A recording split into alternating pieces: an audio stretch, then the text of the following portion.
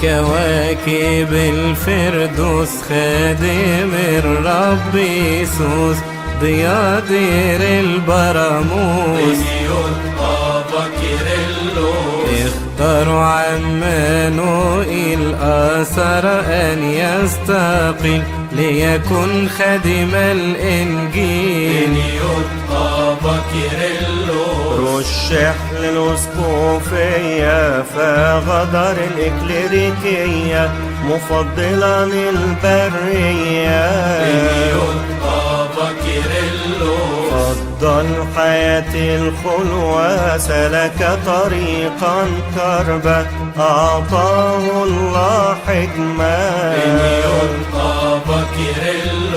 أشفق عليه الآباء صلى القديس برجاء سندت ونعيت السماء خرج الرهبان السبعة فوهب نفسه للخدمة للذين طردوا بالقوة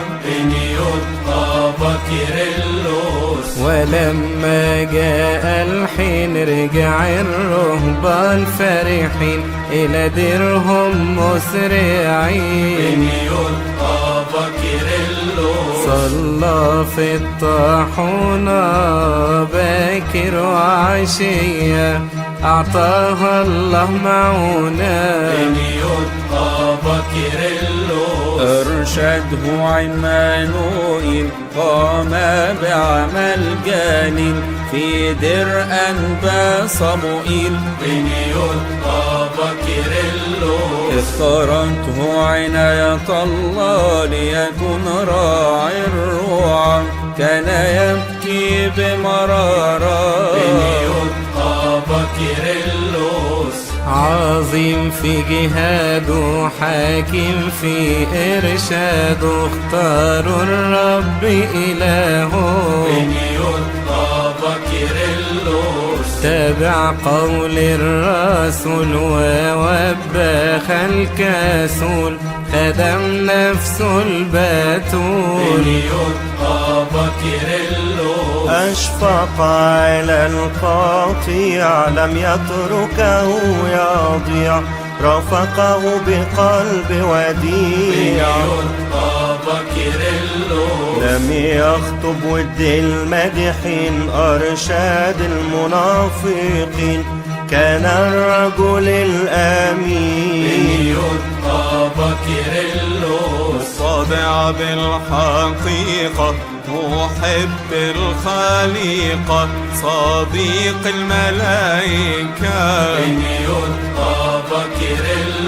قام وقت الأسحار في القوة والأمراض ليسبح رب القوات الله اشتم صلواته وبخور مع أصوامه قابلها قدامه السلام لرجل الصلاة السلام لمحب الإله وقابل الخطى السلام لأرميا الجديد صاحب النسك الشديد ذو الدموع والتنهيد نلت نعمة موسى وكهنة هارون وحكمة سولومون إلى النور هدانا لصداقة مريمينا وكنيسته بناها في مدة قصيرة قام بأعمال كثيرة بمعونة رب الخليقة بنى الكاتدرائية وكنائس كثيرة نشر المسيحية بأعجوبة أعد لنا رفات حبيبنا ماري مرقس كاروزنا كيرلس المساكين أعطاهم، المرضى شفاهم، الحزان عزاهم. بنيوت بابا كيرلس أحب أهل الحبشة، راعى الكنيسة، عاملهم بمحبة.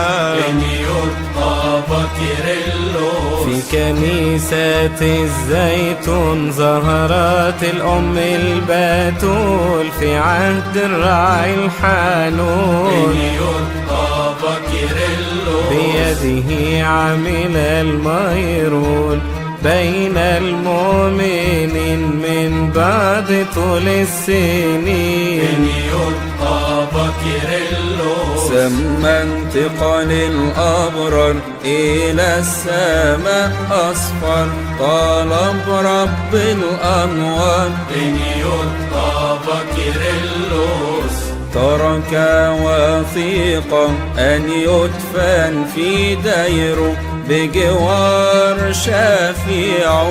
بنيوت بابا كيرلس دعته السماء فلبى النداء ورحل للآباء. بنيوت بابا كيرلس في ساعة انتقاله قال الرب يرعاكم وأكمل جهاده.